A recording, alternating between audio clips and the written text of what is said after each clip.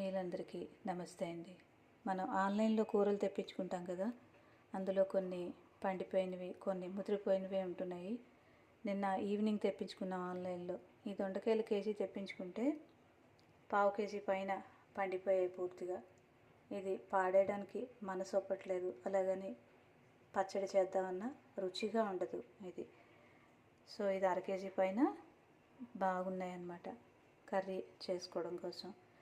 So నా మనవి ఏంటంటే, ఆన్లైన్లో తెప్పించుకుని ఇలాగా వేస్ట్ చేసుకునే కంటే, డబ్బులు, సమయం, ఐటెం కూడా వేస్ట్ చేసుకునే కంటే మనం డైరెక్ట్గా వెళ్ళి కొనుక్కొని తెచ్చుకుంటే మనకు కావాల్సిన క్వాలిటీ, క్వాంటిటీ అన్నీ బాగుంటాయి కదా. అలా ఎంచుకుని తెచ్చుకోవడం ద్వారా సాటిస్ఫాక్షన్ ఉంటుంది.